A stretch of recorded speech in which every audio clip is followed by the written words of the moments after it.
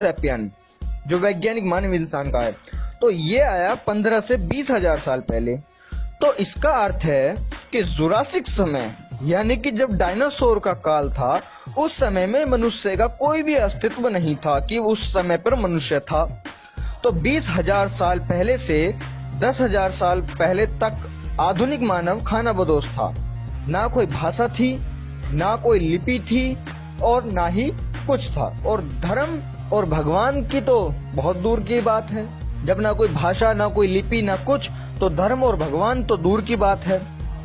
उसके बाद 8,000 वर्ष पूर्व मनुष्य ने खेती व पशुपालन करना शुरू किया। धीरे धीरे उनका दिमाग विकसित हुआ। उसके बाद उन्होंने खेती और पशुपालन शुरू किया। यहीं से सभ्यता की प्रारंभिक शुरुआत हुई, जिसे विकसित होने में 5,000 साल लगे। जैसे मोहनजोदड़ो, हड़प्पा आदि इस तरह की कई साम्राज्य आए और यहीं से फर्जी भगवान पैदा हुए। इसमें पूर्व कोई भगवान नहीं था, सिर्फ प्रकृति थी। अब सवाल यह उठता है कि जो सनातन धर्म को मानते हैं, जिन्होंने स्थापना की है, वो बताते हैं कि सनातनी धर्म ग्रंथों के अनुसार मनुष्य 1 अरब 96 करोड़ 96 करोड़ वर्ष पहले से है। उसी काल के वेद भी हैं।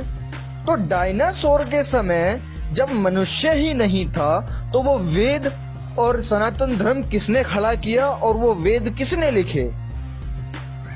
दूसरी बात, ब्रह्मा, विष्णु, महेश समेत हमारे तमाम देवी देवता जो करोड़ों साल पहले सुंदर आभूषण और कपड़े पहनते थे, तो क्या करोड़ों वर्ष पहले कपड़े का आविष्कार हुआ?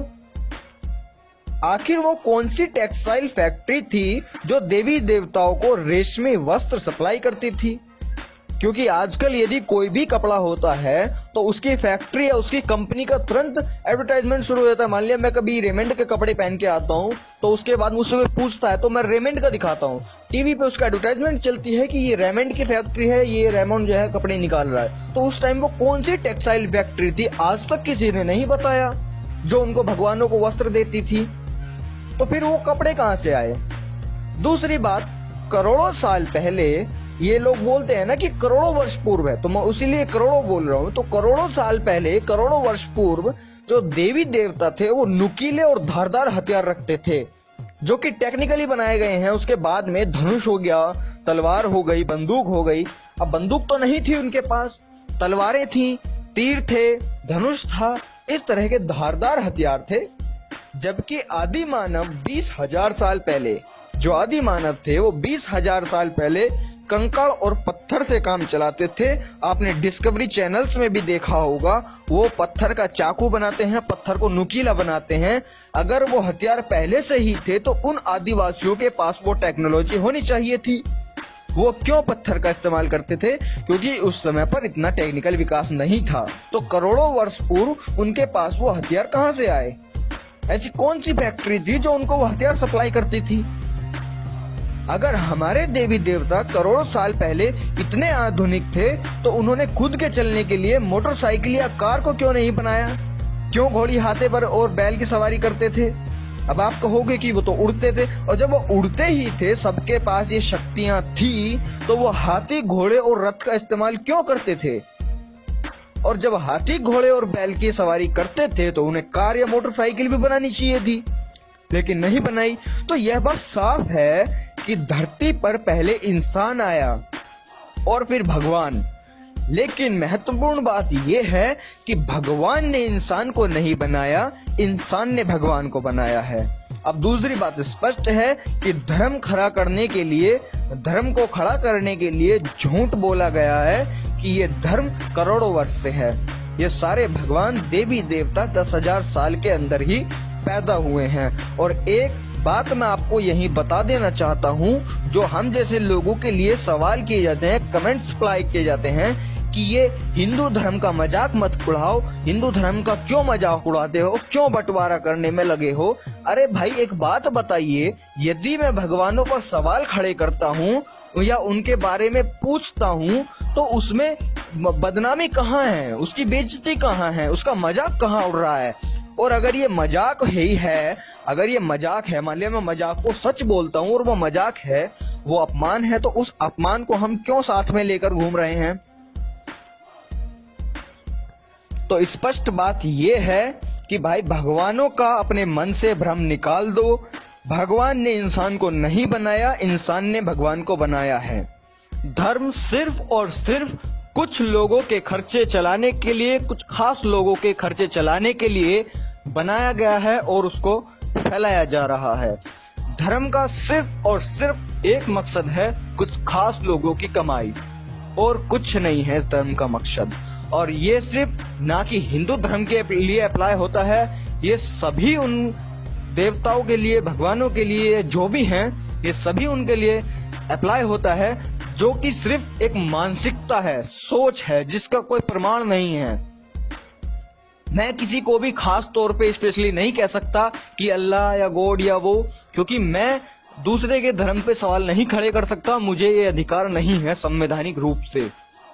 तो मैं सिर्फ इन्हीं बातों के साथ कहता हूँ, केवल ये भगवान के लिए अप्लाई नहीं है, ये और भी धर्मों के लिए जो सिर्फ काल्पनिक चीजें हैं, उन सब में इन्वॉल्व होता है। बस अगर आपको समझ में आया हो और आपका जो मनुष्य दिमाग है उसने काम किया हो, वो समझ गया हो, तो शेयर जरूर कर दीजिएगा ताकि लोगों को पता चल जाए। और दूसरी चीज, अगर आप इसी तरह की वीडियोस देखना चाहते हैं तो आपको पता ही होगा कि सब्सक्राइब करना पड़ेगा। और यार बेल आइकन दबाओ, आप लोग बेल आइकन नहीं दबा रहे हैं। लेकिन ये बात भी सच है कि अगर किसी सच्चे संत की एक कृपा भरी दृष्टि, एक कृपा भरी नजर तुम्हारे ऊपर पड़ जाए तो भाग्य का, तुम्हारे जन्मों जन्मों के भाग्य एक क्षण में बदल सकते हैं, एक संत की कृपा से। तो सुन लिया आपने, इसे कहते हैं दोगलापंथी। एक तरफ यह कहती हैं कि कोई किसी का भाग्य नहीं बदल सकता, ये बात बिल्कुल सत्य है, लेकिन वहीं, क्योंकि अगर ये वहीं रुक जाती हैं तो भला मंदिर पे अपना भाग्य बदलवाने कौन जाएगा? कौन किसी भगत के पास जाएगा कि हाँ भाई ये रुपया ले लो, हमारा भाग्य बदल दो, या हमारा जागरण कर दो, हमारा भाग्य बदल दो, हमारे घर में खुशी आ जाएगी? फिर खर्चा कहाँ से चलेगा इनका? उसको डाइवर्ट करने के लिए इन्होंने बोल दिया कि यदि किसी संत की एक दिव्य दृष्टि तुम्हारे ऊपर पड़ जाए तो तुम्हारे जन्मों जन्मों के भाग्य बदल जाएंगे।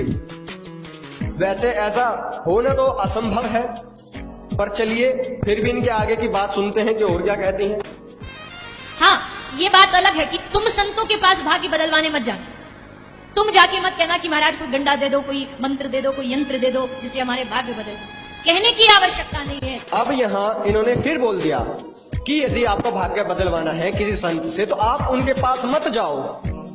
आपको उनके पास नहीं जाना है कि हे महाराज, हे गुरुदेव, हे फलाना देव, आप ये पैसे ले लीजिए, हमारा जागरण कर दीजिए, हमारे भाग्य बदल दीजिए। इन्होंने खुद कहा है कि आपको संतों के पास नहीं जाना है, लेकिन कुछ मूर्ख अंधभक्त ऐसे होते हैं, इनकी इस बात को सुनने के लिए भी, इस बात को सुनने के बाद भी जाते हैं। लेकिन वो क्यों जाते हैं, जरा वो भी सुनिए। तुम्हारी भक्ति में जब शक्ति होगी तो कोई संत प्रसन्न होकर के ऐसी कृपा भरी नजर तुम्हारे ऊपर डालेंगे, जीवन बदल जाएगा, एक क्षण में बदल जाएगा। अब आपने सुन लिया कि वहीं दूसरी तरफ इन्होंने बोल दिया कि यदि तुम्हारी भक्ति में शक्ति होगी। भाई साधारण सी बात है, यदि किसी की भक्ति करनी है तो भक्ति के लिए भगवान चाहिए, फिर भगवान का एक गाइडर चाहिए। अब गाइडर के पास अगर जाना पड़ेगा भगवान की भक्ति करनी तो मंदिर जाना चाहिए। अब ये पहले बोल रही थी कि तुम किसी साधु संत के पास मत जाओ, किसी भगवान ब्राह्मण के पास मत जाओ, वो खुद आएंगे। अब भक्ति करनी है तो जाना पड़ेगा, और जाना पड़ेगा क्या मतलब हो गया कि लोग जा रहे हैं। लोगों ने उस पहली बात को नहीं पकड़ा तो किस बात को पकड़ा, ये दूसरी वाली बात को, कि यदि तुम्हारी भक्ति में शक्ति होगी तभी वो तुम्हारे ऊपर आएंगे और तुम्हारे ऊपर एक नजर डालेंगे। नजर मतलब देखना, सिर्फ एक बार देखा और भाग्य बदल गया। अब लगा लो इसका आप साइंटिफिक रीजन कि कितने % ऐसा हो सकता है और कितने % नहीं। ये आज विज्ञान की दुनिया में अपने चमत्कारों को जोड़ रही हैं, लेकिन मेरे हिसाब से यह असंभव है। और अगर कुछ समझ में आया हो तो कृपया आगे जरूर शेयर कर देना। और मैं कहना चाहता हूं उन लोगों से जो कि वीडियोस के नीचे कमेंट्स करते हैं, यदि किसी को कोई आपत्ति होती है तो कृपया कमेंट में अपना नंबर छोड़ दे, मैं खुद कॉल करके उससे वार्तालाप कर लूंगा। ठीक है भाई, तो मैं इतना कहना चाहूंगा, कृपया शेयर जरूर कर दे ताकि लोगों को कुछ समझ में आ सके।